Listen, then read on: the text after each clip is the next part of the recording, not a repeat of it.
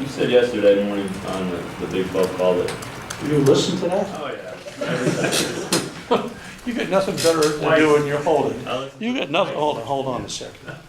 You got nothing better to do on Labor Day but to listen to the Big 12 call. Really? Game time. Really? Okay, go ahead, ask your question. Well, you mentioned that, it's hard to get too excited or too low or read too much into week one. But for this team and just where you guys want to go, do you feel like it's important to make a statement or have a strong effort out of the gate? Well, let's throw out the statement comment, Okay. because I think it's important for us to play well in all three facets. Sure. And the fans would like you to play well for them, but I think psychologically you got to play well for you. Okay, because I think that for our team, I'm cognizant of the fact that last year we were going against a FCS team and it's 14-7 at halftime. I was there too. Okay, I think that you have to be respectful of your opponent. Okay, they just won 77-0. They could have won 100-0 if they wanted to. He was nice about it, in that facet. But I think it's important for the psyche of our team for us to play well. I think if we come out and have a sloppy opener, a win is still a win if that's the case. But a sloppy opener doesn't help the psyche of the team. Charlie, you talked about the experience on this year's team, and how did that maybe manifest itself throughout the fall camp? Kevin, I think the thing that I liked the best were commitments from players who stepped up and gave up things that they didn't like about themselves publicly to the team. I had a bunch of guys that on our team saying, "This is what I do wrong off the field. I'm not doing that anymore."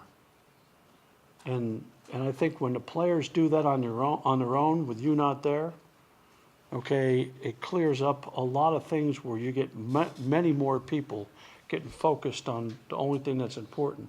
Look, we got a bunch of older guys now, and they're tired of losing. So there's only one way to do it, is work your way out of it. That's it, is to work your way out of it. And a lot of the front line guys were the guys I'm talking about. They're not like the down the line guys. So a lot of the front line guys stepped up and said, "Here's what I'm going to do to help us win." And that kind of, one guy did it, then the next guy did it, and next thing you know, there's 30 of them doing it. It was a good situation for us in the summertime. Did they pass that message along to the younger guys? Oh, that was very evident, because they're doing it in front of everyone, and the young guys usually come in here, they know better not than to even open their mouths. They don't say anything, because if they do, we never have to say anything, because the older guys usually take care of that. I don't believe in any freshman hazing and everything, but I do believe a freshman keeps their mouth shut until they've earned the right to say something, which means that none of them have opened their mouth yet. So how much would you judge the success of this season based on the win-loss record at the end of the year? Is that a rhetorical question? No. It's not? I have to sit on that one here for a second. I think that our players will be very disappointed if they don't win a significant number of games more than we did last year.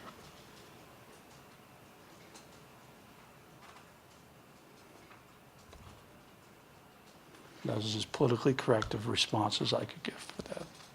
But I think that Kansas football at this stage is not about just being respectable. I mean, we all want to win, starting in this building.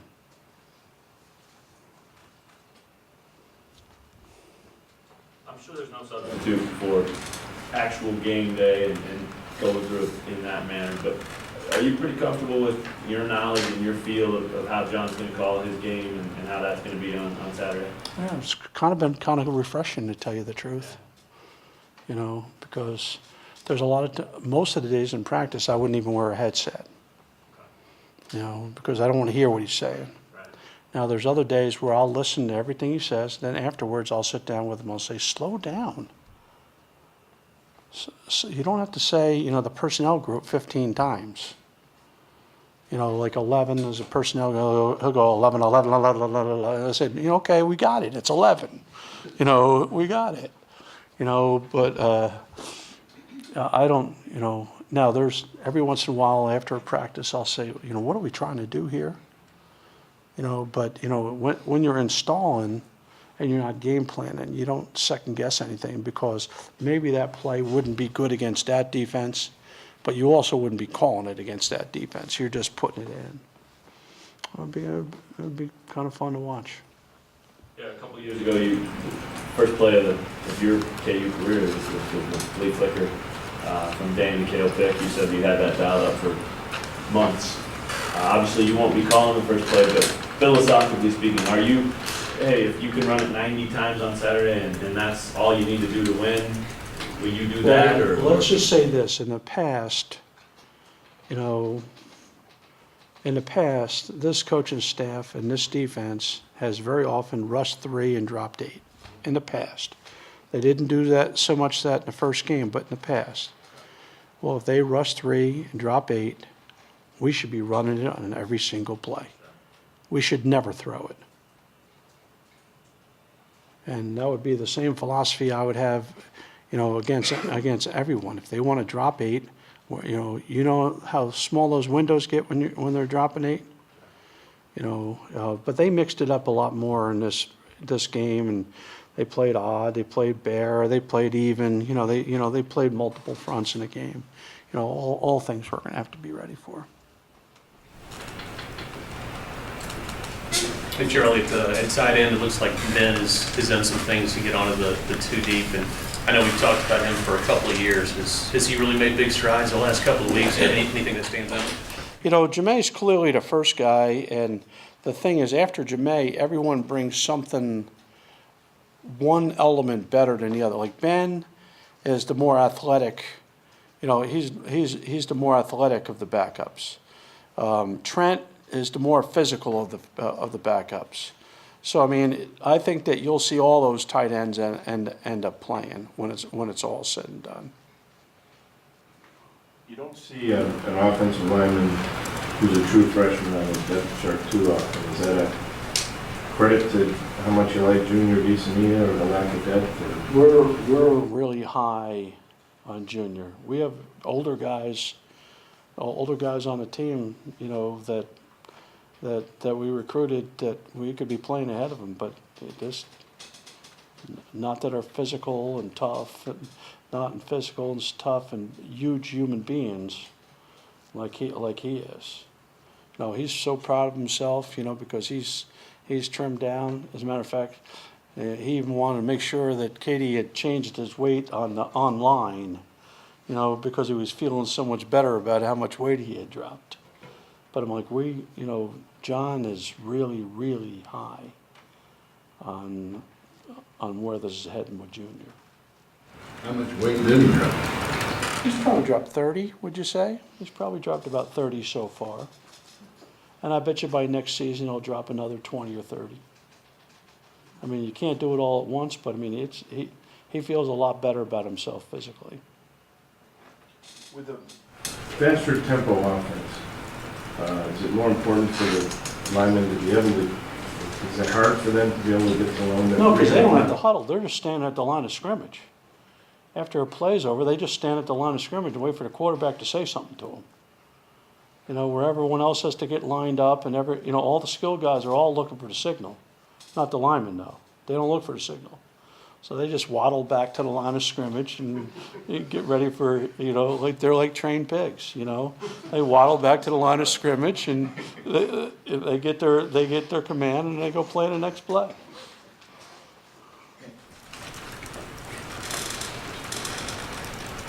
Did you expect this many true freshmen to crack the field? Well, there were a couple of guys we were counting on. I'll give you a guy who really has played just great in camp, and that's Boateng. Now, Boateng, we had for a while. We were starting him at nickel. So not only has he played corner, but he's played nickel, and he could play both those positions. And he doesn't look like a freshman when he's in there playing.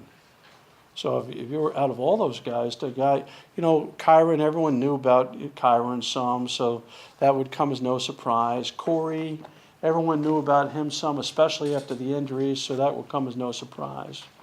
But, Junior, people probably would be surprised at all of a sudden him being in there. And then, Boateng, people would be a little bit surprised with him too. So, I mean, there's some guys in here. I'll tell you what, we like all four of those young receivers, but you're going to see both Neal and Hartzog in the game. They're both going to show up in the game. What do you like about those two guys? They don't play like freshmen. Now they look like freshmen. I mean, Neal, we might have to stuff some stuff in his pockets or something like that, but he plays good. I said both those guys will be on the field, and given the opportunity, Neal will get on the field as a punt returner, and given the opportunity, Hartzog will get on the field as a kickoff returner. I'm hoping Hartzog doesn't get a lot of action, in other words. Whereas Neal, I'm hoping that he does get a lot of action. Is it Damon Martin's move pretty outside? Did it click right away or take a while? Or is he still?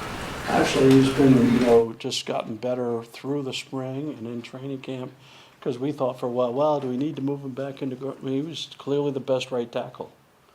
Because if he wasn't clearly the best right tackle, it would have been interesting to see what the competition would have been at right guard if it was him and Smithburg fighting for a right guard.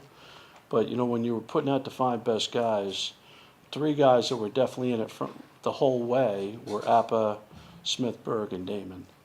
So it's kind of good that that Damon could end up handling that spot, because we could go ahead and keep it like that the whole time. What's the biggest difference between Lewandowski now versus last year trying to play left tackle physically? He didn't have anywhere near the confidence that he has now. He just wasn't he had been a defensive convert, and then, he had bounced around, and center didn't work out so well, and tackle was new to him and everything like that. But, I think that by how they practice, they all look, they all look to Nalu as a leader by example, but verbally, clearly, the leader of the offensive line is Pat. He's the guy who's kind of taken the offensive line, under his wing, whereas Nalu does it more by his actions, where Pat has been very vocal, and I don't think we ever got that from him, ever, once, last year. Which there's no irony in the fact of that, Matt, that he got picked on the leadership committee by his teammates. I mean, that wasn't by chance. I mean, they obviously viewed him that way. And it would have surprised me if you would have said last year that Pat would be on the leadership committee, but after this camp, it didn't surprise me at all that he got that number of votes. Is that a good thing out there in terms of during the game on the fly like that? I mean, obviously you want your center to know everything too and make calls left and right, but can the left tackle do it from that spot? Well, because you're standing at the line of scrimmage waiting a lot of times for all the other stuff to go on. There's plenty of communication that goes on with those guys before you even get to a play. So yeah, that's a good thing. It's a good thing. So you talked about how Cozart was on fire this fall. How much credit do you give to the experienced wide receivers that are the new additions to the team? Well, I think that, let's say that I think that, let's start with John and Ron, the guys coaching them. I think that, things have, cleared up for him nicely. This offense fits him, and his skill set. And I also think he's got better players playing around him.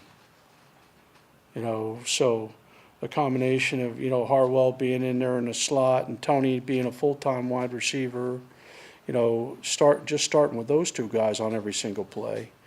And then you got McKay and you got Coleman and you got Nigel and you got Trey. I mean, you got a bunch of guys who have a clue. And we've all seen it for the last couple of years since I've been here, that, the passing game's been anemic. And I have no problem being being the head of taking the blame crew. But I mean, it's just hasn't worked well from the quarterback and the receivers and, all the skill guys and the offensive line and the coaching and everything else. And I think that this just is a better fit. Harlow, for a second, how have you seen Cozart and Harlow's relationship grown the past couple of weeks or since spring even? Well, I've been around a couple of good quarterbacks before. This isn't my first rodeo. And when quarterbacks start looking for a guy, it's because they know that they're probably going to be open most of the time. And they know when they throw it to them, they're usually going to catch it. And I think that that's what Nick has brought to this team. This team hasn't had since I've been here. Now he's a 4-5 guy, which is fast enough. Okay, but he gets open and catches the ball, and he did it before he got here. So it should come as no surprise that he's doing it here now. Coach, how's the progress of the defensive line gone in camp? I think that we feel that we have about, for 3 positions, excluding the buck position, we have about 7 or 8 guys that we feel that we could rotate in there. And in the past, we would have a tough time trying to get to 6.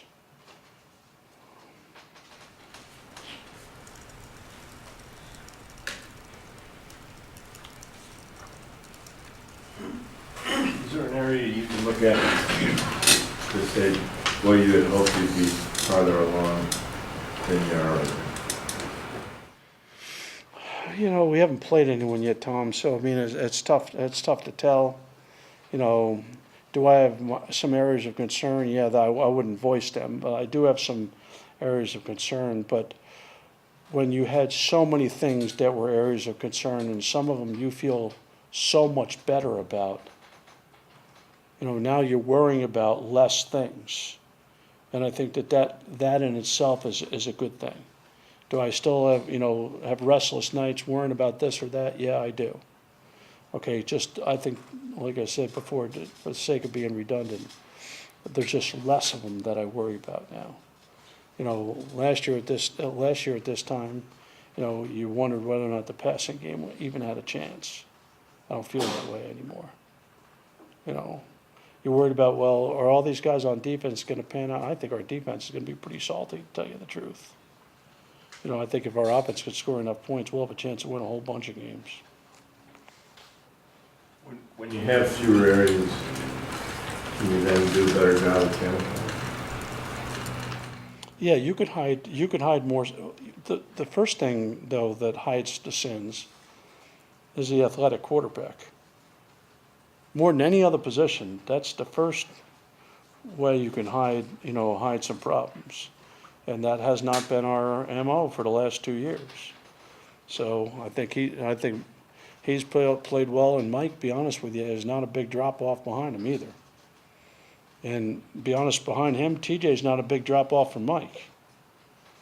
So we're going into the season feeling pretty good about the quarterback position, and that really has been probably the biggest nightmare over the last couple of years of what's going to happen at this position. How is this going to play out?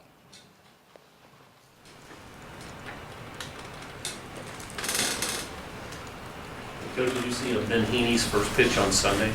Oh, I was at the game. Yeah. He didn't throw an intentional wild pitch. If he tries to play off like he did that on purpose, he's a liar. Okay? He was just trying to throw a high, hard one right down the middle to Cassius, and he hit Big J right in the head. Okay?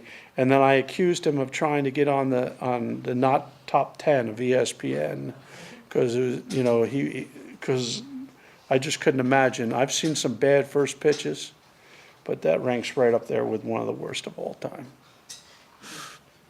I assume Ben is not one of your emergency quarterback options. No, but I understand with according to Katie, he was politicking for running back time with somebody right there. By the way, that won't happen, okay, but I heard he was politicking with somebody. With a little help. Pardon? With a little help. Charlie, can you talk about how Michael Cummings is the backup now behind Montel, the battle between TJ and Michael for the backup QB spot? Well, first of all, Montel was much more accurate than both those other guys. You know, so before you even talk about their athleticism, which Montel has the most of that too, okay, the fact that, you know, accuracy at the quarterback position is the primary deal. Now, in the battle between Michael and TJ, you know, TJ does a great job of running the operation. He's greatly improved, you know, but Michael, this offense kind of fits Michael very well too, you know, and Michael still has a cannon for an arm. He's just not as accurate as Montel is.